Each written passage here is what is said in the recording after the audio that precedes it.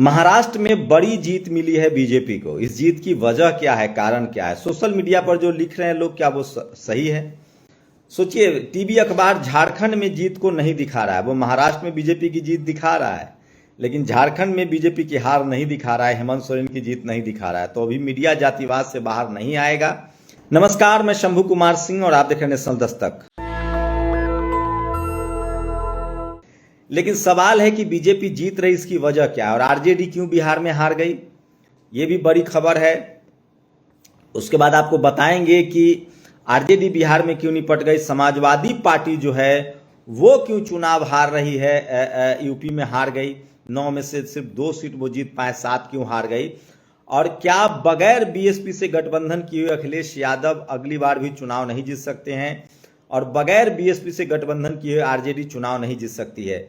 पीके एक बड़े फैक्टर के तौर पर उभरे हैं और जिस एजेंडे के लिए पीके आए थे उसको वो साबित कर रहे हैं, और चारों विधानसभा में उन्होंने 10,000 से ज्यादा एवरेज वोट लाया है। तो पीके ने अपना काम कर दिया है। अब आरजेडी को सोचना पड़ेगा कि वो क्या करती है। तो सबसे बड़ी खबर महाराष्ट्र से। देखिए, महाराष्ट्र में दिलीप मंडल फैक्टर की जीत हुई है। मैं बार बार कह रहा था कि कांग्रेस महाराष्ट्र में एक भी बहुजन दल इंडिया गठबंधन के साथ नहीं था। शरद पवार मराठा समाज से हैं, कांग्रेस मुस्लिम समाज को रिप्रेजेंट करते और कोई वोट बैंक नहीं है। उद्धव ठाकरे के वोट तो ऑलरेडी शिंदे ले जा चुके थे। मराठा शिव सैनिक के नाम पर वहां मराठा समाज ग्लोबलाइज था, एक साथ था, और वो शिंदे के साथ एकनाथ शिंदे जो है वो ले गए सारी वोट। तो ओबीसी वोट, मराठा वोट भी एकनाथ शिंदे और अजित पवार थे, वो भारी पड़े हैं। कांग्रेस के पास कुछ नहीं था। अगर प्रकाश अंबेडकर इंडिया गठबंधन में होते या मायावती जी होती तो बड़ा खेल बदल सकता था। इसका मतलब है कि बीजेपी जो चुनाव जीत रही है उसकी सबसे बड़ी वजह है ओबीसी, और ओबीसी नेताओं को वो आगे कर रही है। मैं फिर कह रहा हूं, मुख्यमंत्री देवेंद्र फडणवीस नहीं बनने जा रहे हैं। बहुत मुश्किल हो जाएगी बीजेपी के लिए अगले लोकसभा चुनाव में अगर अब वो देवेंद्र फडणवीस को मुख्यमंत्री बनाते हैं। तो मुझे लगता है बीजेपी इस मामले में बहुत पॉलिटिकल फैसला होशियारी से लेती है। एकनाथ शिंदे मुख्यमंत्री बने रहेंगे या फिर पंकजा मुंडे या विनोद तावरे को जिस तरह से बहुत ज्यादा फंसाने की कोशिश की गई है, तो विनोद तावरे मुख्यमंत्री हो सकते हैं, एकनाथ शिंदे मुख्यमंत्री हो सकते हैं, या पंकजा मुंडे मुख्यमंत्री हो सकती हैं। देवेंद्र फडणवीस तो मुख्यमंत्री नहीं बनने जा रहे हैं, ये लगभग साफ है। अपने अगर लोकसभा के चुनाव के नफा नुकसान से देखें तो एकनाथ शिंदे को मुख्यमंत्री बनाए रखने में बीजेपी की भलाई है। अजित पवार डिप्टी सीएम बने रह सकते हैं, फडणवीस डिप्टी सीएम बने रह सकते हैं। सबको पता है कि फडणवीस वैसे और मजबूत होंगे, इसमें कोई दो मत नहीं है, लेकिन मुख्यमंत्री का ताज उनके हाथ में नहीं जाता हुआ दिख रहा है। वहीं इस चुनाव के बाद सवाल उठ रहा है कि आखिर बीएसपी से कांग्रेस क्यों नहीं गठबंधन करती है, या प्रकाश अंबेडकर को जिस तरह से इंडिया गठबंधन ने अपने मंच पर बुलाया था पिछले लोकसभा चुनाव में और वोट भी मिला, जमकर उन्होंने सफलता भी हासिल की, और बाद में प्रकाश अंबेडकर को वोट नहीं दिया। इस बार प्रकाश अंबेडकर कांग्रेस पर बहुत नाराज थे और उन्होंने खुलकर मोर्चा लिया और नतीजा आपके सामने है, तो दुर्गति हो गई। तो सोचिए, ये सबसे बड़ी खबर है। वहीं समाजवादी पार्टी अपने दम पर अकेले चुनाव नहीं जीत सकती है, या आरजेडी भी अपने दम पर चुनाव नहीं जीत सकती है। ये भी बात अब लगभग साफ होने लगी है। आपको बता दें कि यूपी में 9 सीटों पर बायपोल हुआ था, 2 समाजवादी पार्टी, लेकिन सोचिए, मझवा में 34,000, कटहेरी में 36,000, फुलपुर में 20,000, खैर में 13,000, गाजियाबाद में 10,000, या और बिहार में 60,000 वोटें बीएसपी को मिला। इसका मतलब है कि बीएसपी अभी भी मजबूत पार्टी बनी हुई है, और यूपी में योगी आदित्यनाथ को तभी हराया जा सकता है जब समाजवादी पार्टी चंद्रशेखर आजाद या बीएसपी गठबंधन में चुनाव लड़े। कांग्रेस, समाजवादी पार्टी, चंद्रशेखर आजाद। अब तेजस्वी यादव, अखिलेश यादव का ये सोचना, इंफिनिटी कॉम्प्लेक्स कहिए या डर कहिए कि हम किसी और दल को क्यों आगे बढ़ाएं, A to Z भी नहीं चल रहा है, तो ये बड़ा सवाल है। इस पर काम करना पड़ेगा अखिलेश यादव जी को। परिवार से भी किनारा करना पड़ सकता है, क्योंकि 37 सीट जो मिला था उस समय उन्होंने संविधान का नारा दिया था, संविधान बचाओ, लोगों ने वोट किया, लेकिन उसके बाद जिस तरह से ये लोग शिथिल हो गए हैं वो नतीजा है। तो अगर अब विधानसभा चुनाव बिहार में है और यूपी में है, दिल्ली में भी है, अरविंद केजरीवाल की पार्टी की पंजाब में भले वापसी हुई है, लेकिन यहाँ बीजेपी आम आदमी पार्टी को भी गठबंधन में जाना पड़ेगा। अगर कांग्रेस आम आदमी पार्टी गठबंधन करती है तो चुनाव जीत सकती है, अकेले बीजेपी को हराना मुश्किल हो जाएगा। वहीं यूपी में और बिहार में इसकी बारी है। तो यूपी की बात करें तो बीएसपी अभी भी अपने जनाधार वाला वोट जो है वो उसको मिल रहा है, और अगली बार अगर अखिलेश यादव और बीएसपी या फिर चंद्रशेखर आजाद से गठबंधन नहीं होता है तो मान के चलिए कि तीसरी बार योगी आदित्यनाथ की वापसी हो सकती है। कुछ गड़बड़ियों के भी आंकड़े संकेत आ रहे हैं। मैं बार बार कह रहा हूं, एलन मस्क जो कह ले कि ईवीएम खराब है, लेकिन चुनाव आयोग नहीं मानता है। सलम्बुर विधानसभा में 13 नवंबर 2024 कुल वोट 20,1739 डाले गए। आज 20, सोचिए ये मतलब गजब है।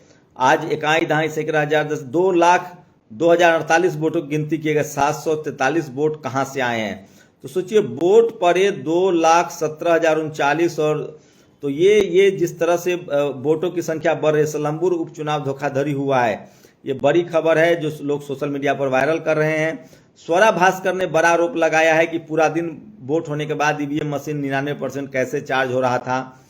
और सोचिए किस तरह से तमाम खबरें, 743 वोट एक्स्ट्रा हैं, 2,02,482 वोट पोल हुआ था, काउंटिंग हो गया, पोल हुआ था, टोटल वोटिंग 2,01,739, 743 वोट एक्स्ट्रा आए हैं, वहाँ 1000 से फैसला हुआ है।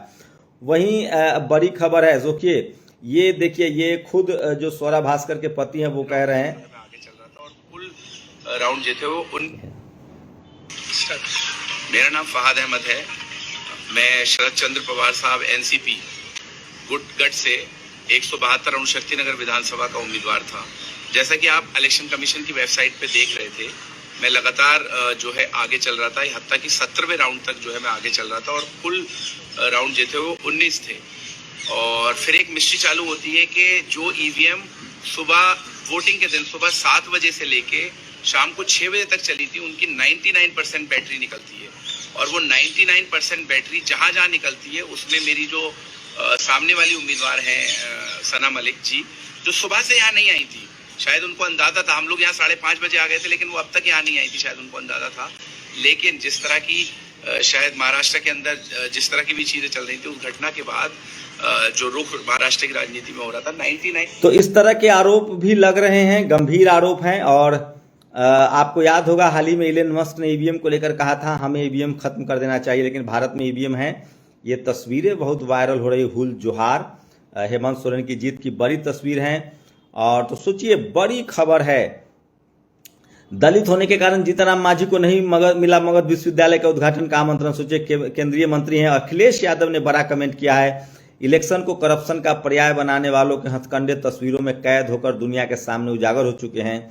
दुनिया से लेकर देश और उत्तर प्रदेश ने इस उपचुनाव में चुनावी राजनीति का सबसे विकृत रूप देखा। असत्य का समय हो सकता है लेकिन युग नहीं, अब तो असली संघर्ष शुरू हुआ है। बांधो मुट्ठी, तानो मुट्ठी और पीडीए का करो उद्घोष, जुड़ेंगे तो जीतेंगे। अखिलेश यादव ने अब नारा दिया है, जुड़ेंगे तो जीतेंगे। मैं फिर कह रहा हूं, गठबंधन में आना पड़ेगा। ये तस्वीरें वायरल है हेमंत सोरेन की आज जीत का, और 99% वाला ये कल्पना सोरेन जो है तस्वीरें शेयर कर रही हैं। तो सबसे बड़ी खबर है। और राहुल गांधी दुनिया भर के भाषण और काम करते हैं लेकिन ईवीएम पर कुछ नहीं बोलते हैं, क्या बोलेंगे वही खुद लेकर आए हैं। वही बिहार में तेजस्वी यादव के लिए खतरे की घंटी है। तेजस्वी यादव की 4 सीटों पर हार हुई है, ये समझिए, ये बड़ी खबर है जो सोशल मीडिया पर वायरल है। और इस तरह से अगर तेजस्वी यादव ने सीटें गंवा दी है, सोचिए, और ये बड़ी खबर है। और अगर इस तरह से अभी भी वो अगर बाईपोल इलेक्शन में नहीं जाते हैं, जिस तरह से बाईपोल में 4 सीटों पर उनकी तरारी में भारतीय जनता पार्टी जीत गई है, और रामगढ़ में भारतीय जनता पार्टी जीत गई है, सोचिए। और उसके बाद मांझी जी की पार्टी जीती है इमामगंज में, बेलागंज में भी जनता दल यूनाइटेड जीती है। तो एक जगह रामगढ़ में तो बीएसपी दूसरे नंबर पर है और भारतीय जनता पार्टी जीत गई है। राष्ट्रीय जनता दल जो है वो तीसरे नंबर की पार्टी बन गई है। तो या तो उनको गठबंधन करना पड़ेगा बीएसपी से या आजाद समाज पार्टी से, नहीं तो ए टू जेड के चक्कर में। तो 2 बड़े खतरे हैं यूपी और बिहार में। इस अंदाज से अगर अभी भी SC ST OBC लीडरशिप नहीं सुधरती, खासकर अखिलेश यादव और तेजस्वी यादव बीएसपी की तरफ, SC लीडरशिप की तरफ, या तो वो चंद्रशेखर आजाद से गठबंधन करें या बीएसपी सुप्रीमो मायावती जी से गठबंधन करें।